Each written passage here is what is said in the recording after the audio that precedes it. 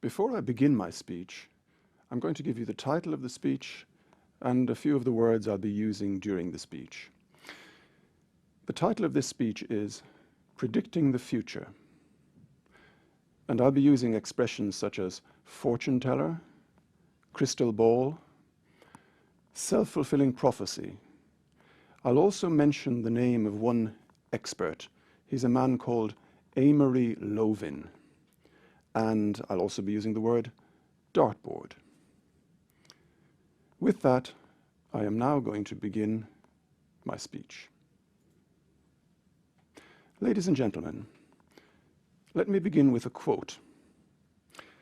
It will take until the year 2033 for unemployment in Spain to fall to 6.8%. Now that's not a joke. This is a serious forecast which was contained in a serious economics article, and it was produced by a respected consultant. If you think about this seriously, it goes beyond absurd. It borders on the insane to make a forecast of this type. I mean, even if you have an unshakable belief in crystal balls and fortune tellers, you cannot possibly believe that anyone could have the vaguest idea of what the world will be like in the year 2033, let alone the unemployment situation in Spain or anywhere else. Yet we all take experts seriously. We all have a lot of faith in economic forecasts. Why? Well, I think it's to do with the desire to know the future. This is a desire which has been a constant feature of all civilizations and all cultures. Psychologically, I think we can explain this by our natural aversion to uncertainty.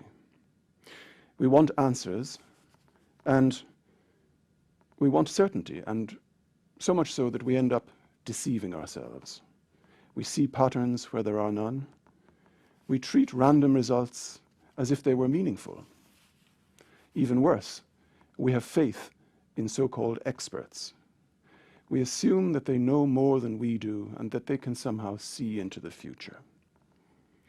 Often, to an extent, this is the fault of the experts themselves. They're usually supremely confident in making their forecasts, which is understandable because they've got to justify somehow the trust that we place in them. But at this point in my presentation, let me cut to the chase. The message I want to make here today is very simple. Predictions by so-called experts are very common. Failed predictions by these experts are also very common. Experts who agree that their predictions have failed are exceedingly rare. So, how do they wriggle out of it when things go wrong? Let me describe a number of dodges they use. A typical dodge is to say, for example, well, I was almost right.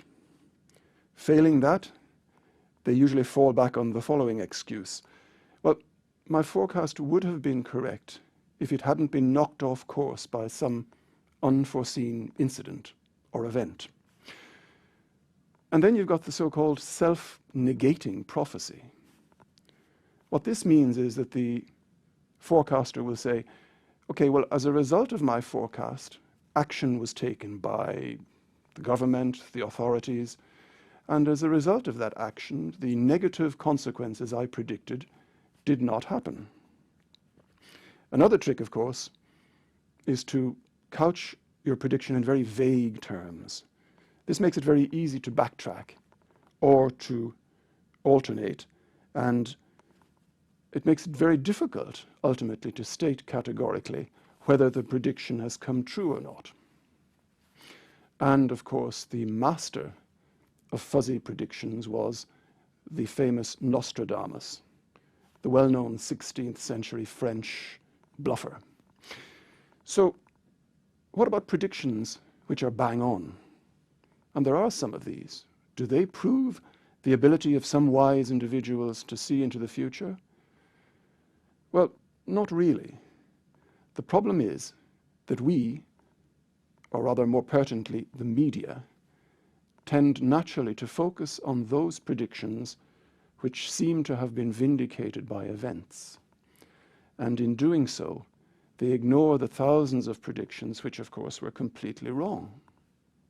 One example of this is an expert called Amory Lovin, who in 1981 made the following prediction. He said, sometime between 1995 and 2005, the world would see the effective collapse of the Soviet Union from internal political stress. That sounds very impressive because he was right. But of course, we're conveniently ignoring the dozens of other predictions he made, which were totally wrong. And in my next speech, I will give you some more examples to prove my case. But that's all for today. Thank you for listening.